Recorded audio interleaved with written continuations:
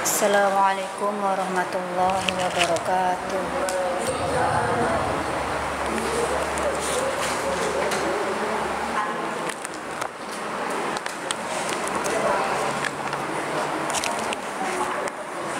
A'udzu billahi minasyaitonir rajim. Bismillahirrahmanirrahim. Tabarakalladzi biyadihil mulku wa huwa ala kulli syai'in qadir. Alladzi khalaqal mauta wal hayata liyabluwakum ayyukum ahsanu amala wa huwal azizul ghafur. Alladzi khalaqa sab'a samawatin tibaqa ma tara fi khalqir rahmani min tafawut farji'il basara hal tara min futur thumma rji'il basara karratayn yanqalib ilayka al-basaru khasi'an wa huwa hasir. وَلَقَدْ زَيَّنَّا السَّمَاءَ الدُّنْيَا بِمَصَابِيحَ وَجَعَلْنَاهَا رُجُومًا لِلشَّيَاطِينِ وَأَعْتَدْنَا لَهُمْ عَذَابَ السَّعِيرِ. وَلِلَّذِينَ كَفَرُوا بِرَبِّهِمْ عَذَابُ جَهَنَّمَ وَبِئْسَ الْمَصِيرُ. إِذَا أُلْقُوا فِيهَا سَمِعُوا لَهَا شَهِيقًا وَهِيَ تَفُورُ تَكَادُ تَمَيَّزُ مِنَ سَمِعُوا لَهَا شَهِيقًا وَهِيَ تَفُورُ تَكَادُ تَمَيَّزُ مِنَ الْغَيْظِ كُلَّمَا أُلْقِيَ فِيهَا فَوْجٌ سَأَلَهُمْ خَزَنَتُهَا أَلَمْ يَأْتِكُمْ نَذِيرٌ قَالُوا بَلَى قَدْ جَاءَنَا نَذِيرٌ فَكَذَّبْنَا وَقُلْنَا مَا نَزَّلَ اللَّهُ مِن شَيْءٍ إِنْ نَذِيرًا فَكَذَّبْنَا وَقُلْنَا مَا نَزَّلَ اللَّهُ مِن شَيْءٍ إِنْ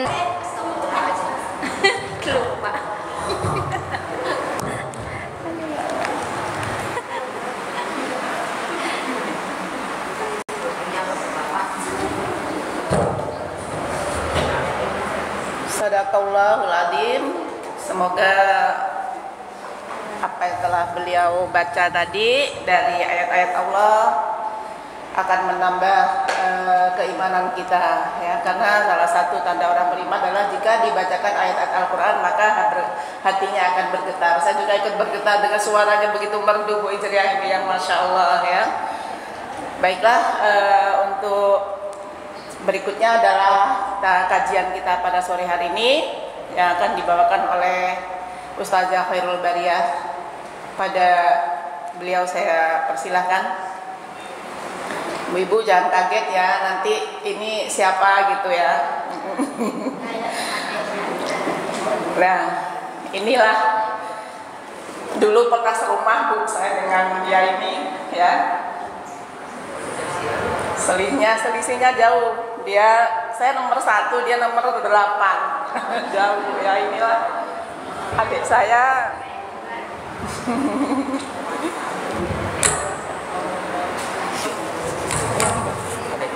Ini bisa di sini. oh di sini. taruh di sini. Cepet.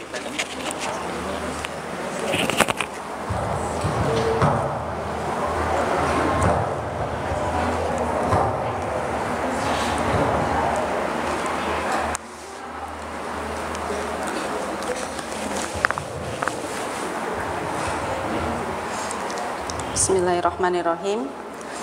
Assalamualaikum warahmatullahi wabarakatuh.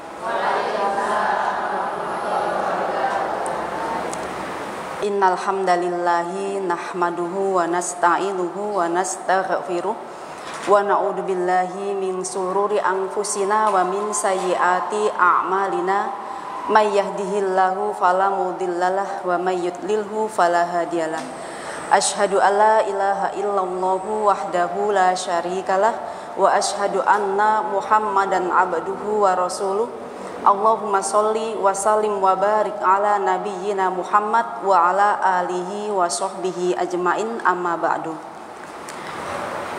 Yang saya hormati seluruh ibu-ibu jamaah pengajian Masjid Nurul Islam, ya, mudah-mudahan kita semua dirahmati Allah Subhanahu wa taala. Puji syukur senantiasa kita panjatkan kepada Allah Subhanahu wa taala atas segala kenikmatan yang telah Dia berikan untuk kita semua. Sholawat dan salam semoga senantiasa Allah curahkan untuk Nabi kita Muhammad Sallallahu Alaihi Wasallam. Suaranya jelas tidak, Bu? Jelas ya. Saya belum pernah pakai ini. Biasanya pakai mic biasa. Belum jadi belum terbiasa. Tapi sudah jelas ya, Bu, ya, suaranya ya. Ya. Agak di gini. Oh ya. Baik ibu-ibu, perkenalkan dulu ya, Bu, ya. Tadi sudah dikenalkan oleh mbak saya adiknya Bu Umi ya, Bu, ya. Jadi alumni Darussalam juga tahun 97 ya. Jadi di sini ada ustadzah saya Bu Narendra, dan mungkin ada yang belum kelihatan tapi ada teman saya Iis ya. Jadi saya nggak asing di sini, sudah sering kesini ya, Bu, ya. Jadi terima kasih sudah diberi kesempatan untuk berbagi.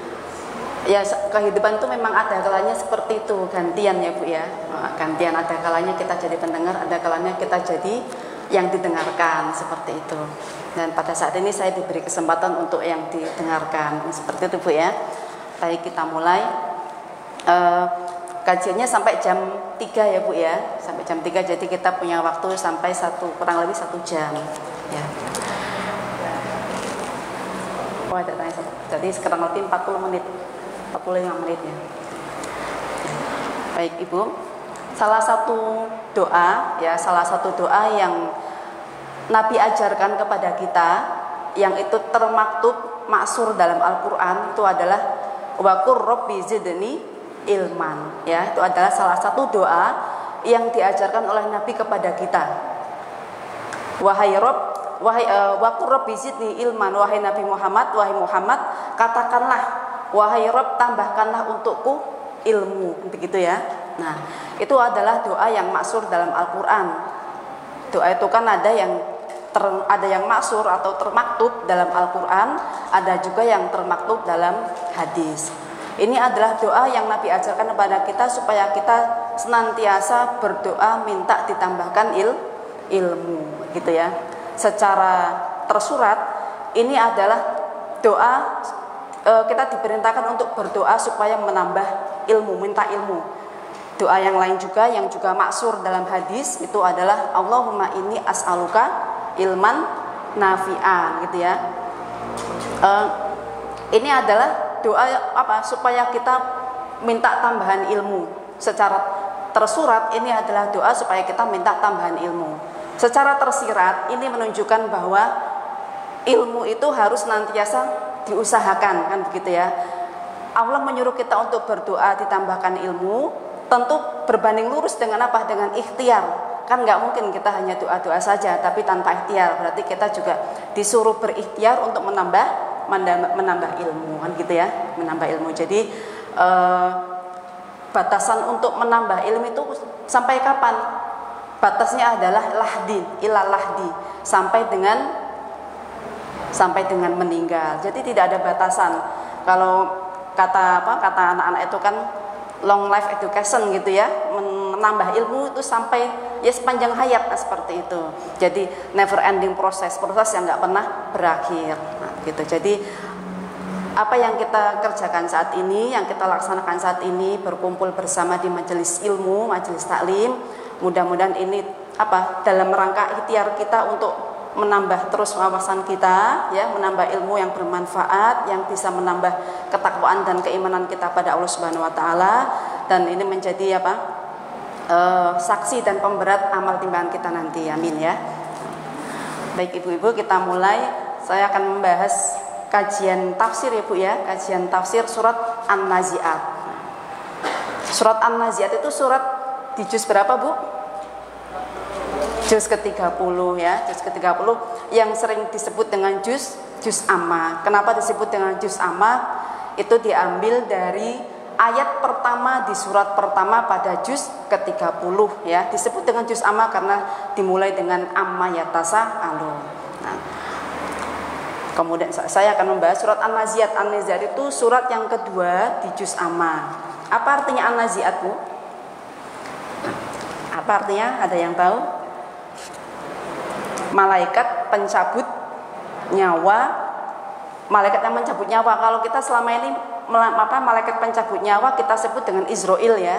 Nah, tapi kalau di bahasan-bahasan kajian tafsir itu seringkali yang disebut itu tidak ditemukan Izrail, yang disebut adalah malakul maut, seperti itu ya. Nah, ayat pertama surat An-Nazi'at ini diambil dari ayat pertama. Nama An-Nazi'at diambil dari ayat pertama di surat ini. Ada yang hafal Bu? Hafal? Saya baca ya. A'udzubillahi minasyaitonirrajim. Bismillahirrahmanirrahim. Wan nazi'ati gharqa. Demi malaikat yang mencabut nyawa dengan sangat keras ya. Demi malaikat yang mencabut nyawa dengan sangat keras. Ayat selanjutnya, wan nasyitati nashta. Demi malaikat yang mencabut nyawa dengan lembut. Nah, jadi ada malakul maut, malaikat pencabut nyawa. Tafsirannya begini, malaikat pencabut nyawa itu ada yang mencabutnya dengan sangat keras, ada juga yang mencabutnya dengan lemah lembut, gitu ya, mencabutnya dengan lemah lembut. Kemudian ulama tafsir mengatakan bahwa kepada siapa malaikat itu mencabut nyawa dengan sangat keras, ghorqon itu keras gitu ya, dengan sangat keras, itu adalah kepada orang kafir, orang zolim, fasik dan seterusnya, seperti itu ya.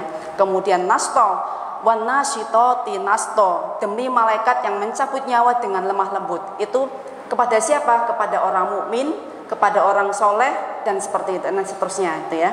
Mudah-mudahan kita termasuk nanti yang dicabut dengan malaikat apa Bu? Malaikat pencabut nyawa dengan lemah lembut gitu ya. Dalam Al-Quran khususnya terutama dalam di juz amma ya, itu banyak sekali ayat Al-Quran yang dimulai dengan kalimat wa. Apa itu wa? Demi kan gitu ya. Demi itu apa? Sumpah, demi Allah gitu ya. Kalau Allah bersumpah dengan menggunakan nama makhluknya. Tapi kalau kita bersumpah dengan menggunakan nama Allah. Boleh enggak kita bersumpah dengan menggunakan nama Nama Rasulullah, walaupun yang digunakan nama Rasulullah tidak boleh ya Bu ya. Demi Allah, demi Rasulullah tidak boleh. Tetap demi Allah. Manusia kita umat Islam kalau kita bersumpah menggunakan nama Allah. Tidak boleh demi matahari, demi cintaku kepadamu, seperti itu. Tidak diperbolehkan. Harus demi Allah. Tapi kalau Allah bersumpah, banyak sekali dalam Al-Qur'an ada wan nazi'ati gharqa, ada wasyamsi waduhaha wal laili idza yaghsha wadduha wal fajr dan seterusnya. Banyak ayat yang dimulai dengan kata-kata demi ya. Jadi Allah bersumpah dengan menggunakan nama makhluknya. Menurut ahli tafsir, ulama tafsir, ketika Allah bersumpah dengan menggunakan nama makhluknya, itu menunjukkan ada adab yang perlu diperhatikan, ada sesuatu yang besar atau ada hikmah yang besar, ada yang perlu diperhatikan dalam sumpah dalam nama makhluk yang Allah jadikan objek bersumpah, gitu ya.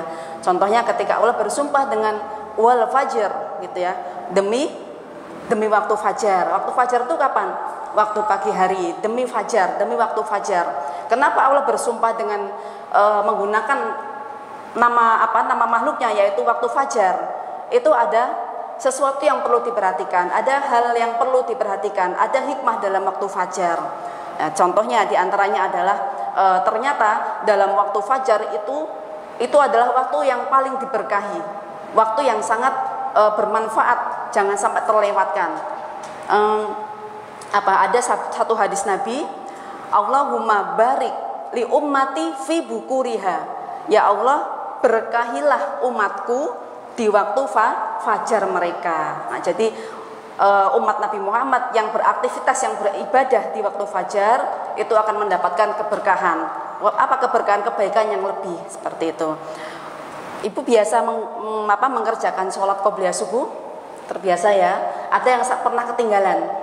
Nggak pernah ya? Tidak pernah ketinggalan. Kenapa? Kenapa Bu? Karena sholatul fajri khairum minad dunya wa ma fiha. Sholatayil fajri, 2 sholat fajar, maksudnya 2 rakaat. Rakaatayil fajri, 2 rakaat sholat fajar itu lebih baik daripada dunia dan seisinya. Kalau qobliyah zuhur itu termasuk muakkad tidak? Muakkad ya. Ada berapa sholat muakkad Bu? Qobliyah subuh, kemudian qobliyah zuhur, kemudian qobliyah zuhurnya berapa? 4. Kemudian ba'diyah zuhur 2. Berarti tadi berapa? 2, 4, 8. Kemudian ba'diyah maghrib, kemudian ba'diyah isya. Itu semua muakkad yang sebisa mungkin jangan sampai terlewatkan. Tapi di antara sholat sunnah muakkad tersebut, sholat rawatib yang muakkad tersebut, yang di blow up, yang sangat ditekankan, bahkan disebutkan pahalanya, itu hanya sholat qobliyah subuh.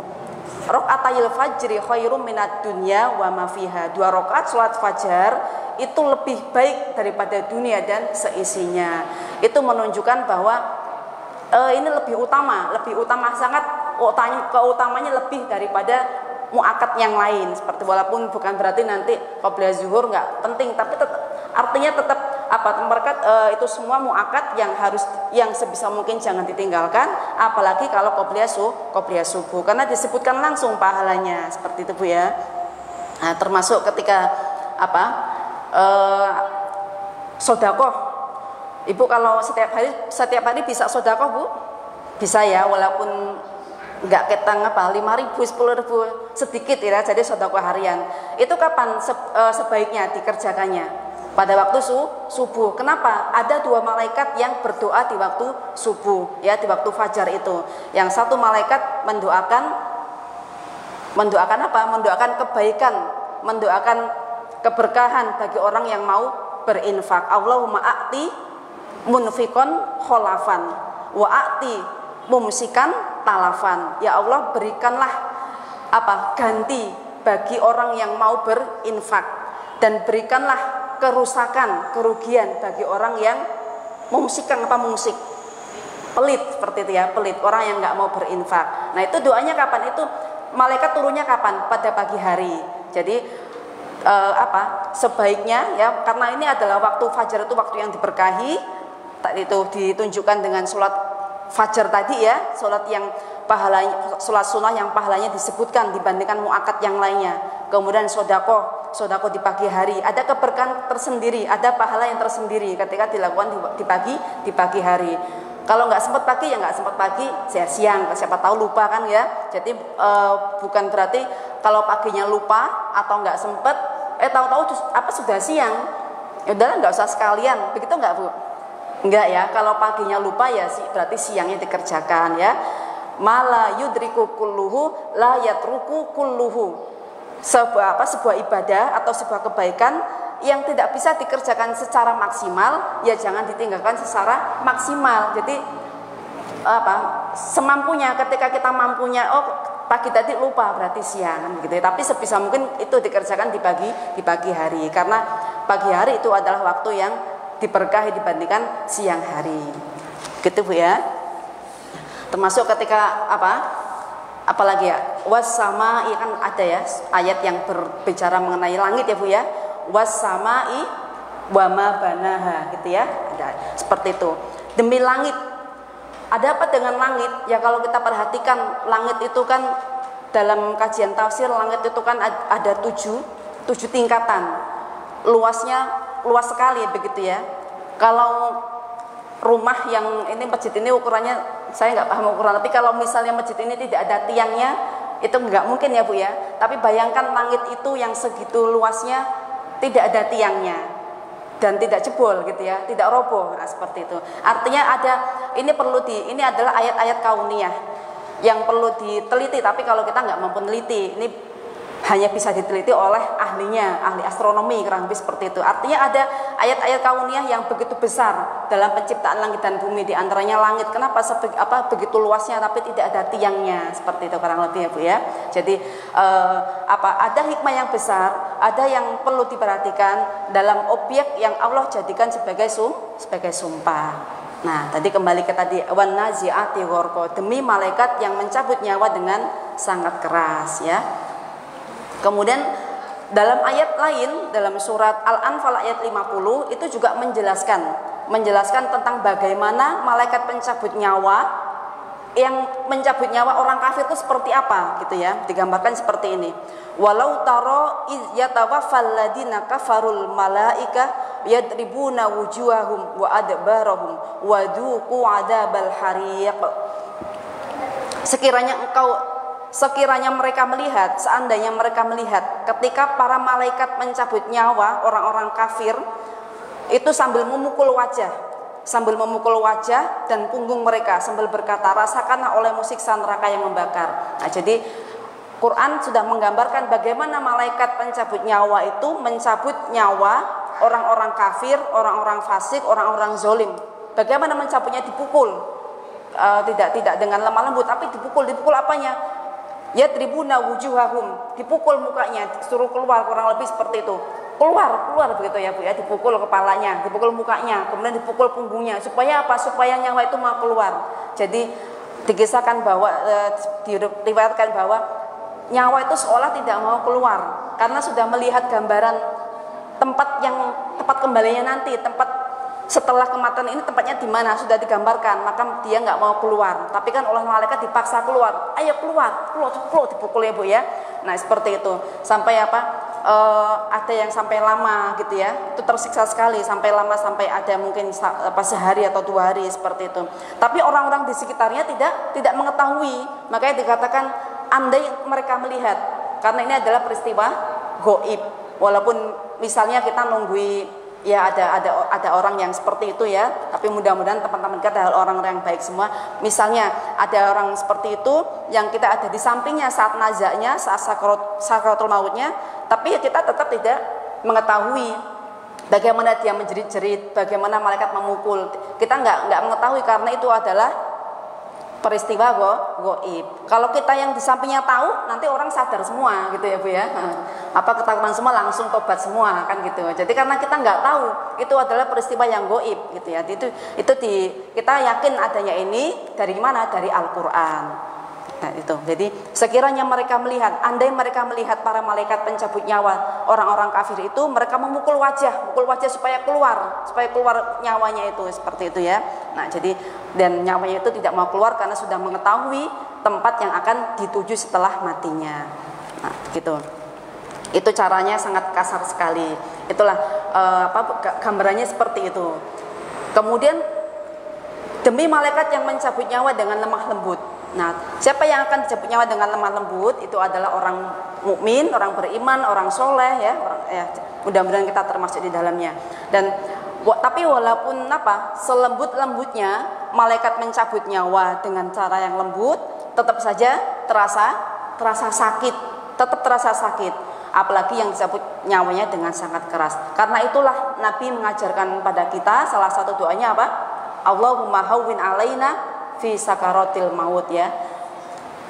Ringankanlah kami pada saat sakaratul maut gitu Bu ya. Jadi mudah-mudahan nanti kita diringankan saat sakaratul maut, warahmatan indal maut, mendapatkan rahmat pada saat menjemput kematian gitu. Kemudian ini disebutkan dalam hadis, summa yaji'u malakul mauti alaihi salam hatta yajlisa inda ra'si fayaqulu ayyatuhan nafsut thayyibah Wa fi riwayatin al-mutmainnah ukhruji ila maghfiratin minallahi wa ridwan.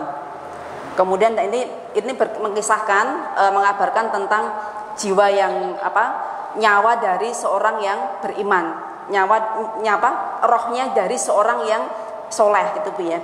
Kemudian datanglah malaikat maut, dia duduk di samping kepalanya dan mengatakan, wahai jiwa yang baik, keluarlah menuju ampunan Allah dan ridhonya. Maka keluarlah roh itu dari jasad sebagaimana tetesan air yang keluar dari mulut ceret. Nah, mulut tekok, mulut tekok seperti tadi. Jadi beda sekali. Kalau tadi kan dikasari ya Bu ya, keluar nyawa, disuruh keluar nyawanya, disuruh keluar rohnya, disuruh keluar sampai dipukul. Kalau orang soleh, orang beriman, berkatanya dengan lemah lembut ya.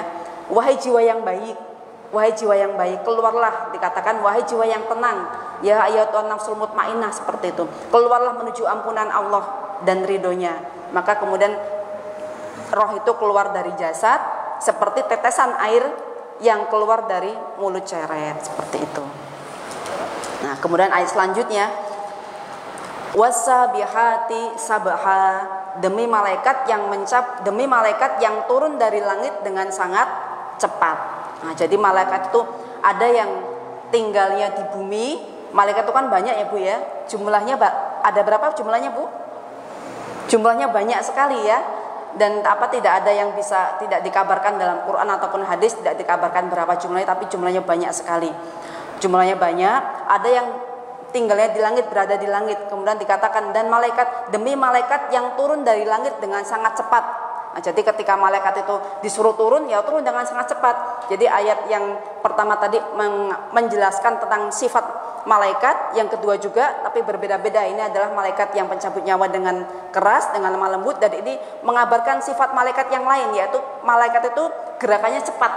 Nah, malaikat itu gerakannya sangat cepat, satset gitu ya. Kalau disuruh ini yang langsung begitu. Malaikat dalam riwayat itu disebutkan bahwa malaikat peniup trompet, siapa namanya Bu? Israfil ya. Malaikat peniup trompet itu sejak pertama kali ditugaskan, nah dapat surat tugas, nih tugasmu nanti meniup trompet kan gitu ya, tapi belum tahu kapan. Karena dia nggak tahu kapan, tapi sudah ditugaskan, tugasmu nanti meniup trompet pada saat yang aku tentukan, kira-kira gitu, kurang lebih seperti itu. Mulai ketika Allah menugaskan malaikat Israfil untuk meniup trompet, pada saat itulah malaikat Israfil nggak pernah noleh-noleh. Pokoknya berada di tempat, siap kalau Allah menugaskan, tiup, langsung ditiup kan gitu ya. Jadi memang nggak pernah kalau kita kan mungkin sana sini nggak, dia pokoknya berdiri tegap menunggu perintah, ketika disuruh tiup langsung tiup. Jadi semenjak dia ditugaskan untuk meniup trompet, karena nggak tahu kapan waktunya, itulah sifat malaikat. Sifat malaikat itu seperti itu, tidak pernah bermaksiat pada Allah. La ya'sunallaha ma amarahum wa yaf'aluna ma yu'marun. Itu ada dalam surat At-Tahrim ya, bahwa malaikat itu tidak pernah durhaka pada Allah, nggak pernah membangkang pada Allah. Wa yaf'aluna ma yu'marun, senantiasa mengerjakan apa yang diperintahkan. Gitu ya. Jadi itulah sifat-sifat malaikat seperti itu. Karena memang malaikat itu diciptakan untuk taat, untuk beribadah. Tidak diciptakan dalam dirinya itu sebuah nafsu, itu enggak. Kalau manusia kan tidak, manusia kan diberi dua jalan. Wa hadainahun najdain, imma syakira wa imma kafura. Manusia itu diberi dua pilihan, mau kafir, mau beriman. Dengan kondisi yang sadar, kan kita bisa milih Bu ya. Kita mau berangkat ngaji apa enggak ya, sadar kan ya, enggak ada pokoknya bisa milih mau ngaji apa mau enggak, kan bisa milih ya. Atau kita mau sholat tahajud atau enggak, itu semua kita dalam kesadaran, tinggal kita memenangkan yang mana. Itu manusia kan diberi dua pilihan. Tapi kalau malaikat enggak punya pilihan, pilihannya hanya satu, yaitu beribadah, taat terus, enggak pernah bermaksiat. La ya'sunallaha ma amra wa yaf'aluna ma yu'marun, enggak pernah maksiat, enggak pernah durhaka, enggak pernah bangkang walaupun sedikit pun ya, seperti itu. Nah, kemudian ayat selanjutnya ini menguatkan ayat sebelumnya, yaitu fasabiqati sabaqo, demi malaikat yang mendahului dengan kencang. Nah, jadi malaikat itu memang gerakannya sangat cepat ya, satset begitu, ketika diperintah langsung. dan memang gerakannya juga cepat karena tercipta dari apa Bu? Dari cahaya, dari nur, dari cahaya seperti itu. Kalau ada geluduk, Ibu tahu geluduk tidak? Petir. Nah, kalau ada petir itu cahaya dulu atau suara dulu? Cahaya dulu kan ya, bilangnya cahaya dulu, itu menunjukkan bahwa memang cahaya itu lebih cepat. Makanya ketika dalam kisahnya Nabi Sulaiman, Ibu tahu Nabi Sulaiman ya kisahnya ya. Nabi Sulaiman itu yang memiliki, beliau diberi kekuasaan, diberi anugerah, diberi kenikmatan dunia yang begitu banyak ya, harta yang banyak, kekuasaan yang banyak kan gitu ya. Kekuasaannya tidak hanya bala tentaranya, tidak hanya manusia, tapi juga ya ada jin gitu ya, dan termasuk bisa mengetahui bahasa hewan. Wa ulim naman tikotoiri gitu, jadi mengetahui bahasa burung, bahasa hewan, mengetahui seperti itu. Jadi diberikan kelebihan yang begitu banyak sampai beliau berkata hada min fadli rabbi liyabluwani aashkuru am akfur. Inilah anugerah yang Allah berikan kepadaku untuk mengujiku apakah aku menjadi orang yang bersyukur atau menjadi orang yang kufur nikmat. Termasuk salah satu doanya adalah doa supaya senantiasa beliau menjadi orang yang bersyukur. Apa doanya Bu?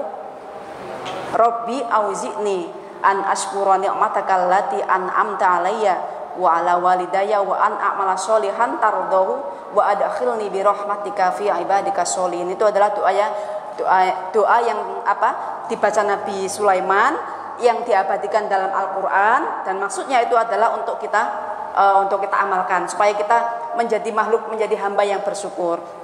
Nah, dikisahkan dalam kisah Nabi Sulaiman itu ketika beliau sedang berdakwah kepada siapa? Ratu Bilqis, itu kan memindahkan, dia mau, istilahnya dia itu mau membuat takjub Ratu Bilqis. Jadi supaya Ratu Bilqis nanti mau beriman. Jadi triknya seperti itu. Kagum nanti mau beriman. Jadi singgasananya Ratu Bilqis mau dipindahkan ke istananya Nabi Sulaiman kan gitu ya. Kemudian ada jin ifrit nawarin. Ibu tahu jin ifrit? Sudah pernah lihat belum jin ifrit? Saya belum pernah lihat, tapi sudah, namanya sangat populer ya jin ifrit. Nah, ada juga cek hodam. Cek hodam, Ibu pernah cek hodam? Itu juga lagi pernah nggak tahu cek hodam itu mungkin maksudnya cek ada jinnya apa enggak ya, kurang tahu lah seperti itu. Nah, jadi jin ifrit itu nawarin, aku akan memindahkan singgasananya Ratu Bilqis sebelum Paduka berdiri dari singgasana gitu ya. Jadi sebelum berdiri dari tempat duduk, itu singgasananya Ratu Bilqis sudah saya pindahkan ke sini. Nah, artinya apa? Cepat kan gitu ya. Seperti Bandung Bondowoso ketika membangun 1000 candi. Itu kisah dongeng Bu ya, dongeng biar anak-anak seperti, tapi sebenarnya dongeng lebih baik diceritakan kisah-kisah Nabi, kisah-kisah yang orang soleh gitu ya. Nah, tapi yang untuk selingan lucu-lucuan, tapi juga diselipkan ini hanya fiktif, nggak mungkin seperti itu ya gitu. Nah, kemudian jin ifrit itu menawarkan begitu. Kemudian ada seorang soleh yang ahli ibadah, dia menawarkan kepada Nabi Sulaiman, saya mampu memindahkan singgasananya Ratu Bilqis ke sini, ke istana Paduka sebelum berkedip. Nah, jadi dalam kedipan mata, kira-kira berapa detik itu Bu? 1 detik mungkin ya. Coba Ibu dihitung kedipannya. Gitu, kurang lebih 1 detik ya. Jadi dalam waktu sebelum Paduka mengkedipkan mata, singgasana Ratu Bilqis sudah berada di sini. Nah, begitu katanya. Nah, jadi menurut ahli tafsir, orang soleh ini memang benar memindahkan itu, tapi itu siapa yang membantu? Yang membantu adalah malaikat, atas izin Allah dibantu oleh malaikat. Nah, jadi kalau jin ifrit tadi berapa menit ya? Ada waktunya jeda ya. Pokoknya sebelum Nabi Sulaiman berdiri dari singgasananya, dari kursinya, singgasana Ratu Bilqis sudah berada di sini. Sementara orang soleh yang dibantu oleh malaikat tadi itu sebelum kedipan mata, singgasananya Ratu Bilqis sudah berada di sini. Berarti cepatan siapa Bu? Cepatan malaikat. Jadi antara jin sama malaikat gerakannya cepat malaikat ya. Nah, jadi ini menunjukkan seperti itu bahwa wasabihat disabaqah fasabiqat disabaqah, demi malaikat yang gerakannya sangat cepat mendahului dengan kencang. Jadi memang gerakannya sangat cepat karena malaikat itu tercipta dari dari cahaya, gitu ya. Nah, itu yang kisahnya apa? Nabi Sulaiman tadi itu ada di surat An-Naml ya. Itu kan kisah Nabi Sulaiman. Apa artinya An-Naml, Bu? Semut ya. Nah, jadi semut itu kan diambil dari kisah Nabi Sulaiman ketika akan menginjak semut ketika berjalan, ada pasukan semut yang khawatir terinjak gitu ya. Qala ifritu minal jinni ana atika bihi qabla an taquma mim maqamik wa inni alaihi laqawiyyun amin. Berkatalah jin ifrit ya dari bangsa jin, aku akan mendatangkan singgasana Ratu Bilqis sebelum kau berdiri dari tempat dudukmu. Kemudian seorang yang lain tuh dalam surat An-Naml juga ayat selanjutnya, ana atika bihi qabla ayyartadda ilaika tarfu. Aku akan mendatangkan singgasana Ratu Bilqis sebelum engkau mengedipkan mata, gitu ya. Jadi dalam Al-Qur'an itu isinya ada juga kisah-kisah ya, ada kisah, ada doa dan seterusnya. Nah, kemudian ayat selanjutnya, fal mudabbirati amro, demi malaikat yang mengatur semua urusan dunia. Nah, jadi malaikat itu banyak tapi tugasnya beda-beda tugasnya. Jadi ada yang mengatur rezeki ya, memberi rezeki, ada yang mencabut nyawa, ada yang meniup trompet ya, ada yang apalagi membawa wahyu ya dan sebagainya. Kalau meniup trompet itu satu ya, karena kan sama begitu ya. Kalau hari kiamat itu disebutkan dalam hadis, disebutkan hari kiamat itu akan terjadi pada hari Jumat. Tapi kita nggak perlu berpikir kalau di sini hari Jumat, jangan-jangan di mana yang jauh dari Indonesia, mana negara yang kira-kira jaraknya sampai 12 jam yang bisa beda hari. Berarti di sana masih hari Kamis, di sana belum kiamat. Jadi nggak usah kita berpikirnya begitu, nanti kita malah ruwet gitu kan ya. Kalau hari Jumat, di sini hari Jumat sudah kiamat, di sana belum kiamat, jangan-jangan sana masih hari Kamis, jangan-jangan berarti sana belum. Itu kita Bu nggak perlu mikir sampai sana karena nanti tambah mumet. Yang pikirkan adalah sangunya kan gitu ya. Jadi yang jelas hari Jumat itu hari kiamat terjadi pada hari Jumat, tapi kapan waktunya itu tidak diberitahu. Termasuk malaikat Israfil pun begitu, hanya diberi tugas nanti pada saatnya, kalau sudah pada saatnya tiupkan trompet, tapi tidak diberitahu kapan waktunya. Termasuk malaikat maut itu banyak. Malaikat maut tugasnya ya sama-sama mencabut maut, tapi kan jumlahnya banyak. Kalau jumlahnya satu bagaimana nanti? Kan dalam satu hari ada yang meninggal berapa? Banyak ya Bu ya. Kalau dihitung di seluruh dunia ini ya banyak sekali. Maka malaikat maut pun, malakul maut itu juga tidak hanya satu, ada banyak. Jumlahnya banyak sekali dan tidak dijelaskan dalam hadis ataupun Quran berapa jumlahnya. Nah, kemudian ayat selanjutnya, yauma tarjufur rajifah. Sesungguhnya kamu akan dibangkitkan pada hari ketika tiupan pertama mengguncang alam. Nah, jadi tiupan itu yauma tarjufur rajifah, pada hari ketika tiupan pertama mengguncang alam. Jadi kalau malaikat Israfil itu meniup trompet berapa tiupan itu ada berapa kali Bu? Ada 2 ya. Ada khilafiyah, ada yang mengatakan 3, ada yang mengatakan 2, tapi yang kebanyakan itu mengatakan 2 ya, yang banyak dipegangi oleh ulama itu adalah 2. Tiupan pertama itu semuanya menjadi mati gitu ya, semuanya dimatikan tiupan pertama. Ini ada kisah dulu memang terjadi beneran, kata yang kita teman saya, ada orang tua jalan di pinggir jalan, kemudian ada fuso ngelakson. Kalau fuso ngelakson kan kuat ya Bu ya, dia langsung mati. Nah begitu. Nah banyak itu keberisikan berarti ya, kaget ya. Itu nggak sengaja seperti itu. Fusonya ngelakson, tapi klaksonnya terlalu kuat sehingga orang tersebut, bapak-bapak tadi yang sudah agak tua itu, dia langsung mati. Nah itu kita membayangkan trompet Israfil seperti apa kan gitu ya. Dia yang keberisikan klakson fuso saja langsung bisa mati gitu ya. Ini bisa jadi trompetnya ya kita nggak perlu membayangkan, pasti lebih dahsyat daripada klaksonnya fuso kan gitu ya. Apalagi kalau fusonya ada telolet-loletnya itu ya. Nah, itu kalau itu di daerah Jawa sana kok masih ada telolet-lolet yang kemudian ketika ada fuso lewat dia sambil joget ya. Entah maksudnya apa seperti itu ya. Nah, itu jadi Ketika tiupan pertama, nah malaikat Israfil meniup sangkakala yang pertama, semua dimatikan. Bisa jadi karena saking pekanya, tapi ya wallahualam memang Allah sudah menakdirkan pada tiupan pertama semuanya mati, kan gitu ya. Sebelum sangkakala itu ditiup, hancur bumi ini dihancurkan. Dalam surat-surat di juz amma ini banyak sekali ayat yang mengkisahkan tentang hari kiamat. Apa diantaranya, Bu?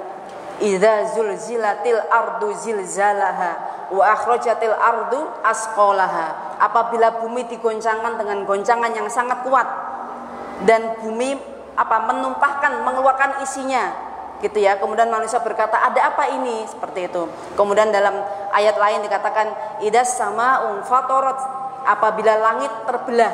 Bayangkan kok langit terbelah, apa isinya? Kita nggak tahu apa isinya. Kemudian idas sama'un syaqqat, dirobek seperti itu ya, syaqqat pecah, langitnya pecah seperti itu. Idas syamsu kuwirat, apabila matahari digulung, matahari kok digulung, bagaimana panasnya ya, seperti itu. Jadi setelah semuanya hancur semua, baru kemudian ditiuplah trompet sehingga semua yang ada di muka bumi, baik yang ada, semua yang hidup, baik yang di muka bumi ataupun yang ada di langit. Apa ada yang di langit? Ada malaikat. Sebagian malaikat ada yang tinggalnya di langit, seperti itu ya, ditugaskan untuk menjaga langit ada. Jadi semua makhluk hidup, semua makhluk yang Allah ciptakan itu semuanya mati ketika sudah ditiup trompet yang pertama. Nah, gitu ya. Kemudian wa nufiha fi suri fasa'iqa man fis samawati wa man fil ardi illa man sya'allah. Jadi ayat ini surat Az-Zumar ayat 68 ini menjelaskan tentang tadi ketika malaikat itu meniup trompet yang pertama, maka kemudian semuanya yang ada di bumi, yang ada di langit itu semuanya mati. Dan sangkakala pun ditiup, maka matilah semua makhluk yang ada di langit dan di bumi kecuali mereka yang dikehendaki Allah, ya. Jadi ada yang masih Allah kehendaki untuk hidup, tapi tidak dijelaskan siapa, wallahu a'lam ya Bu ya. Bisa jadi itu adalah malaikat Israfilnya yang mau nanti ada tugas selanjutnya, yaitu niupan yang kedua, kan gitu ya. Kemudian setelah beberapa waktu setelah semuanya hancur dan ditiupkan sangkakala, semuanya mati. Kemudian jarak 40, tapi tidak jelaskan 40 apa. Ini ada sebuah hadis yang diriwayatkan oleh Abu Hurairah, ma bainan nafkhataini arbaun. Jarak antara tiupan yang pertama dengan tiupan yang kedua itu adalah 40. Tapi tidak dijelaskan 40 apa, apakah 40 tahun atau 40 bulan dan seterusnya, tidak dijelaskan. Hanya 40 jaraknya antara dua tiupan itu adalah 40. Ketika Abu Hurairah ini menyampaikan kepada para sahabat bertanya, qalu ya Abu Hurairah arba'una yauman, qala abaitu, qalu arba'una syahran, qala abaitu, qala arba'una sanatan, qala abaitu. Enggak tahu, kata Abu Hurairah, saya enggak tahu. Yang jelas waktu itu Nabi pernah mengatakan jaraknya 40. Ya, mungkin Abu Hurairah kurang jelas waktu itu mendengar, jadi tidak hanya 40 saja, tidak jelas 40 berapa. Nah, kemudian setelah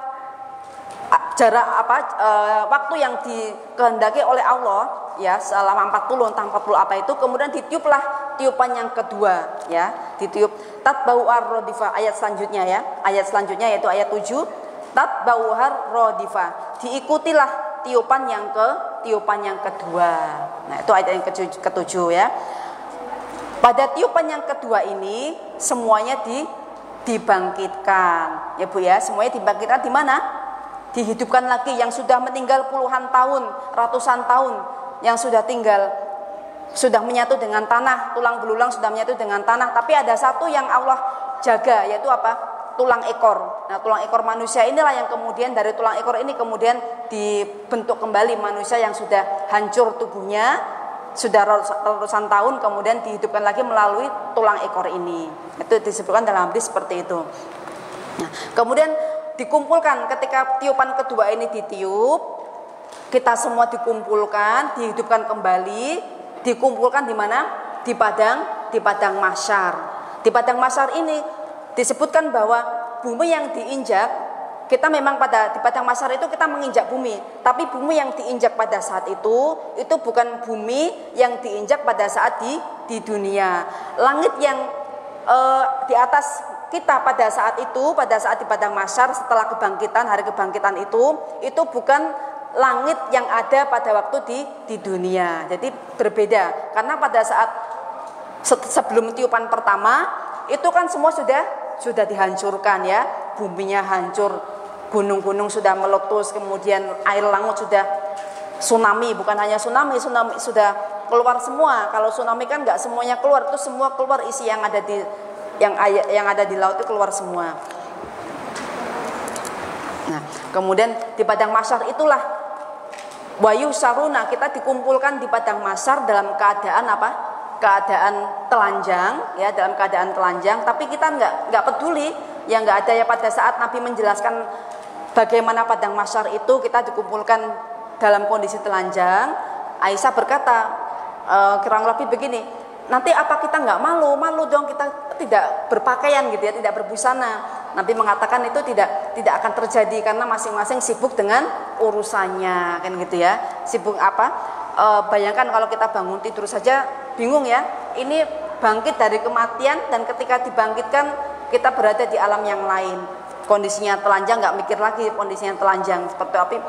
Yang kita pikirkan adalah bagaimana kelanjutan nasib setelah ini kan gitu ya. Nah, pada saat di padang mahsyar, jarak kita dengan matahari berapa Bu? Ya 1 mili gitu ya. 1 mili itu disebutkan, ada yang mengatakan 1 mili itu 1 jengkal gitu ya, 1 jengkal. Jadi sangat panas. Di dunia aja panasnya seperti ini, apalagi di padang mahsyar ya Bu ya. Ini sudah lama nggak hujan Bu? Sudah lama nggak hujan ya. Ya sering-sering kita membaca istighfar supaya apa? Salah satu manfaat dari istighfar itu kan bisa menurunkan air hujan ya. Itu yang disebutkan dalam surat Nuh itu seperti itu. Faqultu astaghfiru rabbakum innahu kana ghafara yursilis sama alaikum midrara. Beristighfar engkau pada Tuhanmu, kelak engkau akan diberikan air hujan yang banyak, air hujan yang deras. Akan diturunkan air dari langit dengan air yang deras seperti itu. Jadi itu salah satu hikmah manfaat istighfar, itu bisa menurunkan air hujan. Maka ketika dalam sholat istisqa itu kan kita disuruh memperbanyak istighfar supaya itu adalah salah satu wasilah kita berwasilah dengan ibadah ya Bu ya. Wasilah itu apa? Wasilah itu menggunakan perantaranya ya ibadah kita sendiri. Kita berwasilah dengan istighfar kita supaya diturunkan air hujan. Nah, kembali ke yang tadi, ke padang mahsyar tadi ya. Jadi begitu panasnya kondisinya karena jaraknya sudah sangat dekat. Nah, pada saat itu ada 7 golongan yang dilindungi oleh Allah, yaitu berapa Bu 7 golongan tadi? Apa saja? 7 golongan. Yaumala la zilla illa zilluhu, sab'atun yuzilluhumullahu yaumala la zilla illa zilluhu. Ada 7 golongan yang akan mendapatkan perlindungan dari Allah pada saat tidak ada perlindungan kecuali perlindungannya. Siapa aja Bu 7 golongan? Imamun adilun, pemimpin yang adil ya. Pemimpin yang adil itu penguasa yang adil atau pemimpin yang adil. Susah untuk menjadi penguasa yang adil ya Bu ya. Penguasa itu sangat susah, godaannya banyak. Mau nggak mau ketika kita dihadapkan sama Bu keluarga, pasti nanti biasanya yang didahulukan adalah keluarganya kan gitu ya. Jadi seperti itu. Jadi untuk menjadi pemimpin yang adil itu memang sangat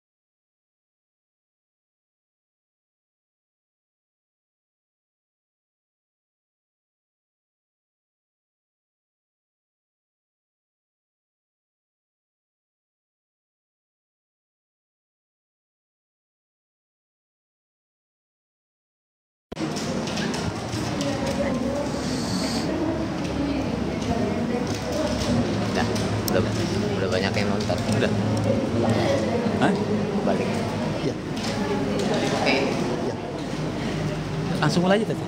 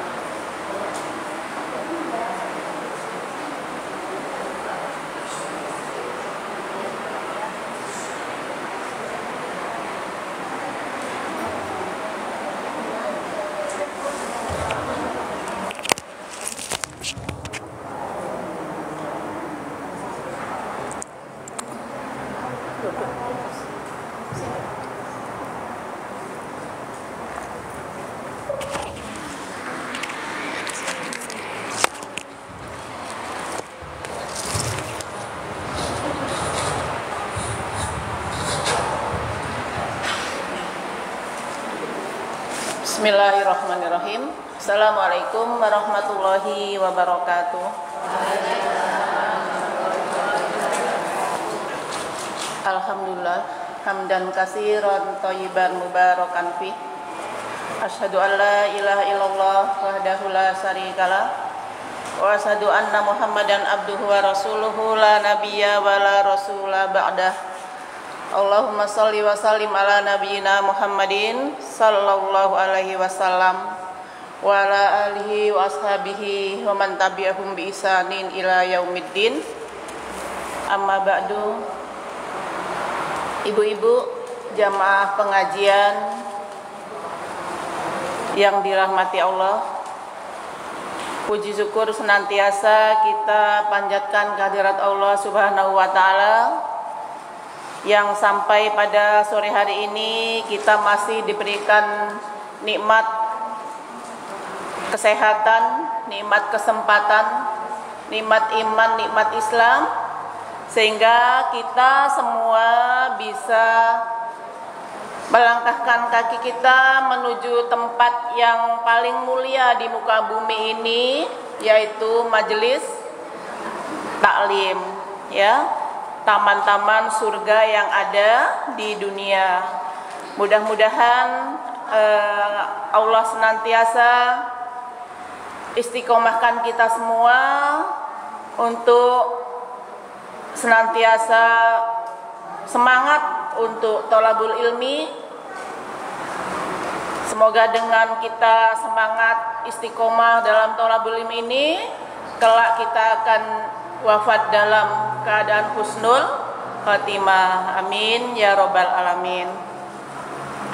Salawat dan salam semoga tetap tercurahkan kepada Nabi kita Muhammad sallallahu alaihi wasallam serta keluarganya, sahabatnya, dan kita semua sebagai pengikutnya. Semoga senantiasa istiqomah di dalam meniti sunnah-sunnah beliau dalam kehidupan sehari-hari, sehingga kita kelak ditunggu beliau di telaga Al-Kautsar. Kita diakui sebagai umat beliau, sehingga kelak kita mendapatkan syafaatnya di yaumil kiamah. Amin ya robbal alamin.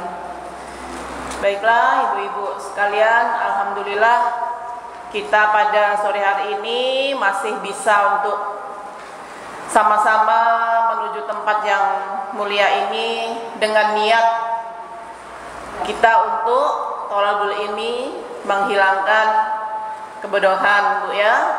Dengan insya Allah dengan kita menambah ilmu ini akan menjadi baik amalan-amalan ibadah kita, baik hablum minallah ataupun hablum minannas. Alhamdulillah pemateri kita pada siang hari ini sudah hadir Ustazah Khairul Bariyah dari Metro, Bu ya. Nah, kita akan sama-sama nanti kita dengarkan apa yang akan dikaji pada siang hari ini. Baiklah, untuk menyingkat waktu, marilah kita sama-sama buka dengan sama-sama mengucap lafaz basmalah. Bismillahirrahmanirrahim.